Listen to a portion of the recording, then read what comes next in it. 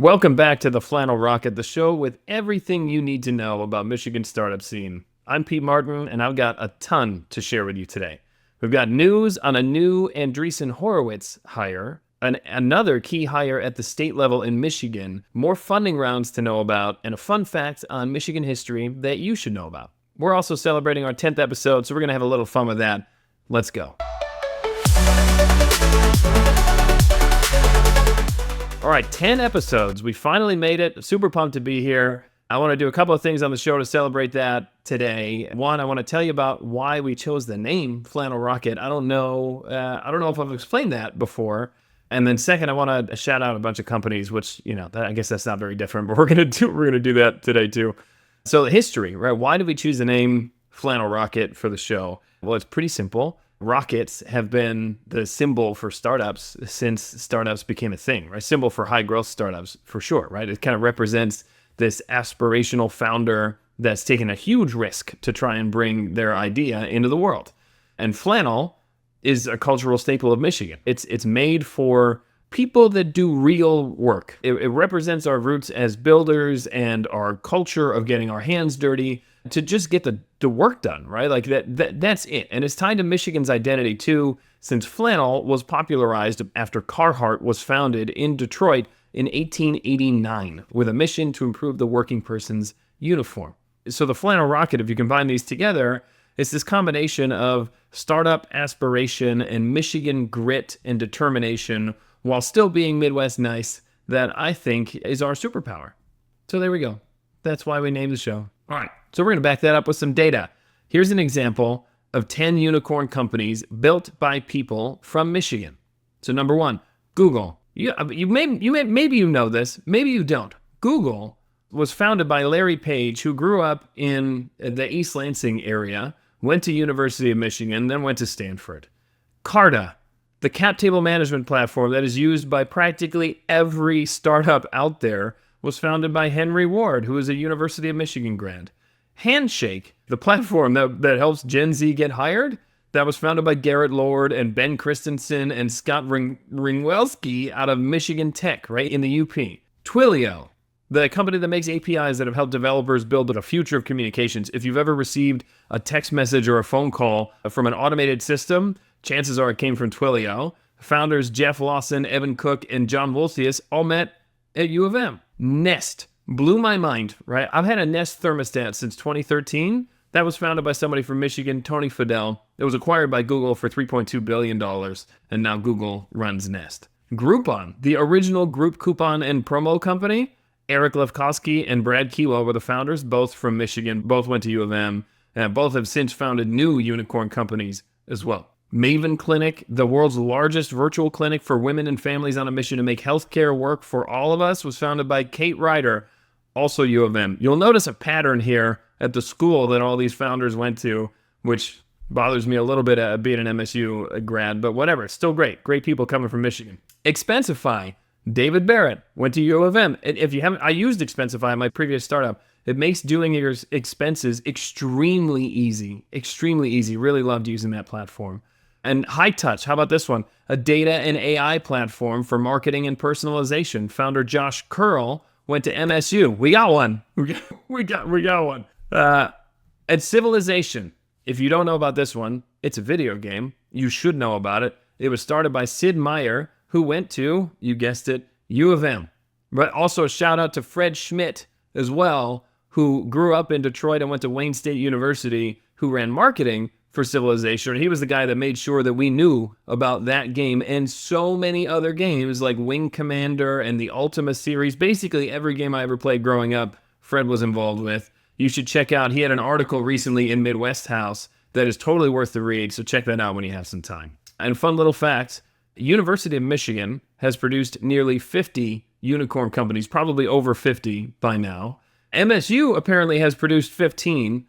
I don't have the data on who all these folks are. So if you know more people that have built unicorn companies that are from Michigan, please tell me. Comment here, ping me on LinkedIn, email me, show up at my house. I don't care. Tell me about the people that are building great companies that are from Michigan. So all of those companies that we just mentioned, every single one of them are folks from Michigan, but they were built outside of Michigan. Like my own career, right? Built a great company outside of Michigan. But that tide is changing. And there are a good number of unicorns being built here at home.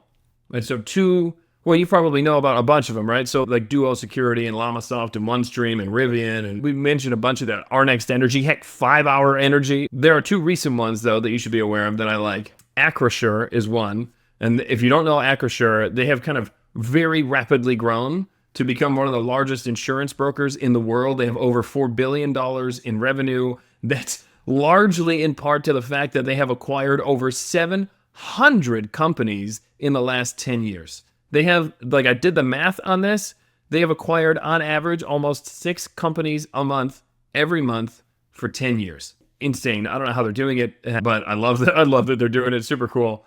And they're hanging out here in Michigan. Their last valued at $27 billion. They've had plans to IPO. I think that's been pretty public for a while now, but they're not a publicly traded company yet. They are now in talks, apparently, with Bain Capital to raise another $2 billion, given the kind of chaotic IPO market today. And then you got Slate Auto. This one recently burst on the scene as well. An electric vehicle company that's backed by Jeff Bezos officially came out of stealth on April 24th. And they had a bunch of cool videos, a bunch of cool prototypes that they were showing for this electric vehicle that is, man, is it fun. It is, they're building electric vehicles like PCs. I can't think of a better analogy. Actually, I think it's a great analogy. They're building electric vehicles like PCs, so they're cheap to start. They're modular, so you can ultimately turn these things into whatever you want, right? The idea is to make this cheap vehicle for under $20,000 after incentives, which is massively different than like the $80,000 to $100,000 cars that you're seeing today. And then you can upgrade this thing over time. So you can swap out the color if you want, because they're not painting it. It's just a wrap, right? You can swap out the stereo. You can make it into a Jeep instead of a truck. It is seriously super cool. They're targeting a launch in 2026. This is definitely something to watch out for. It looks like you can pay $50 to reserve one. Another fun company, another what appears to be a unicorn company. I'm just going to go on, right? I think it's a unicorn company that's been built here in Michigan. Their last fundraising round maybe makes it look like it's a multi-billion-dollar company. So there you go. Okay, let's move on. There's a great new hire at the MEDC that you need to know about, and her name is Allison Todak. And you may know her already because she has been extremely active in Michigan startup scene for a long time, well longer than I have. She's the new VP of Entrepreneurship and Innovation at the MEDC. She's reporting into Ben Marciona, the Chief Innovation Ecosystem Officer. Allison is awesome. She's the co-founder of Shine and Rise, which is this member organization for women in Michigan's tech scene. She was previously at the venture firm Plymouth Growth before leaving to join the MEDC. So she's got venture capital experience. She's got experience in helping people in the startup scene in Michigan. She also was part of Desai Accelerator. She's worked with the folks at Bamboo. She's worked with the folks at Cahoots in Ann Arbor, the co-working space there that I really enjoy. She's awesome. She's got a ton of experience. So now you've got Ben Marciona, which has startup experience, and Allison, which has startup and venture experience, that are working at the MEDC to help bring about more entrepreneurship and innovation in the state of Michigan. Great things are coming. Very excited for this hire. Congrats, Allison. It's going to be a ton of fun to see what happens next. All right, one little bit of VC news. There's a new hire at Andreessen Horowitz, of all places. Andreessen just brought on Eric Torenberg, who, if you don't know, is a University of Michigan grad.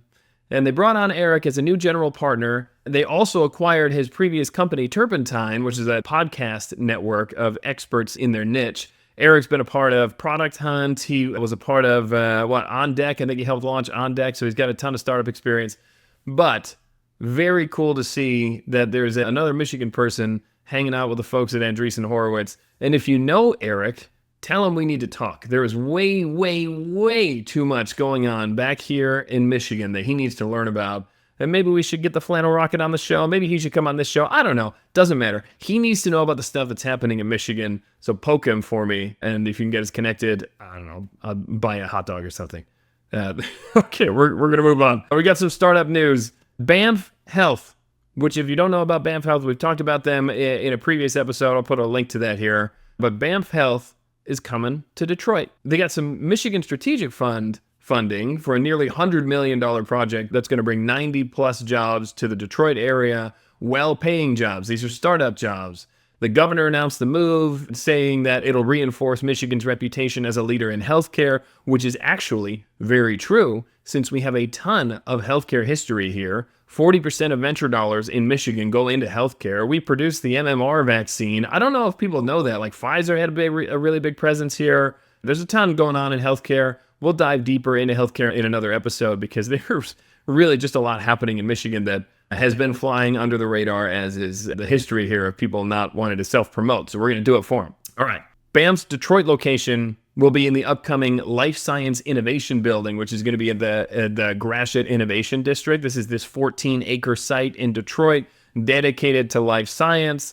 So this is Dan Gilbert's big project, right? You've had Ford put $1 billion into the renovation of Michigan Central and New Lab, and now you've got Dan Gilbert putting his weight behind this life science, this multi-acre life science innovation building. Detroit's renaissance continues, you know? We've got New Lab, which is focused on hard tech and clean tech, and there's 100 plus companies, 100 plus high growth startups being built in New Lab right now.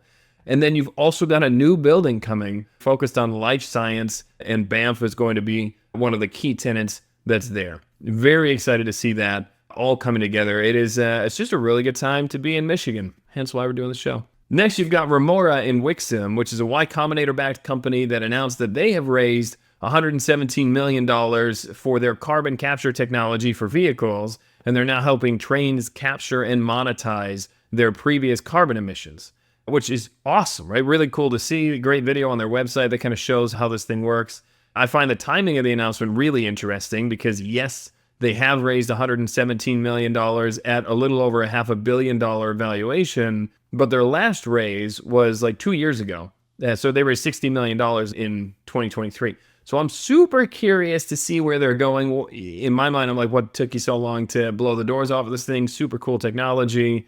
I'll be watching that one. You all should be watching that one too. Very cool company. Next, you've got Utilidata in Ann Arbor, who just raised a $60 million Series C. That was led by Renown Capital with Quanta Services, Keyframe Capital, and NVIDIA. They've built this platform called Carmen, which uses artificial intelligence to make the electrical grid smarter and more efficient. So, which is cool because data center demand is set to increase by 160% by 2030, and Utilidata embeds AI directly into grid infrastructure and data centers to unlock grid capacity and increase reliability and reduce carbon emissions. Very cool. They're starting with smart meters, so they're starting at like the very, very, very edge, but it looks like they're going to be able to go a lot of places. And of course, where do they make everything? Michigan. It's funny to see that they're headquartered in Rhode Island, but they've got 20 people hanging out in the Ann Arbor area who are actually building everything. Their innovation lab is in Ann Arbor because it totally makes sense. If you want to build something great, build something that lasts, you're going to build it in Michigan. Next, GSTV has been acquired by MidOcean. And if you don't know GSTV, next time you go to the gas station, you'll probably realize that maybe you do. All the TV screens that you see at gas stations, that's probably them, right? GSTV serves 45% of adults monthly. So if you go to a gas station, you look at a TV screen, that's probably them. And so they've just been acquired by MidOcean. Congrats to the GSTV team. Excited to see what y'all do next. All right, and we're going to wrap it up with a fun fact. Did you know that Detroit is home to the largest Masonic temple in the world? Built in 1926, the Detroit Masonic Temple is 99 years old, so we're going to celebrate 100 years of them next year. The temple's cornerstone was laid using the same trowel that George Washington used for the U.S. Capitol building in 1793. I love that stat. That is super cool. So the same instrument that was used to lay the cornerstone for the U.S. Capitol building in 1793 was used to lay the cornerstone for the Detroit Masonic Temple. Super cool. The temple's 16 floors. It's got over 1,000 rooms. They hold weddings there. Fun fact, Rachel and I got married there. My wife and I got married there. We also went to a really cool event called Theater Bazaar there, and we got in the news because of that, because we wore some super cool costumes. And they have the roller derby at the Masonic Temple. You know, it's just a great place to be. And it's been around for nearly 100 years. Iconic building hanging out in Detroit that hopefully now you know a little bit more about. Okay, Thank you. Sincerely appreciate you taking the time to watch, to catch up on everything that's going on in Michigan startup scene. If you like the content here, I hope you like and subscribe and tell all of your friends. And tell me about cool things that you know that are happening in Michigan startup scene, and we'll get them on one of these upcoming episodes. We'll see you next time on the Flannel Rocket.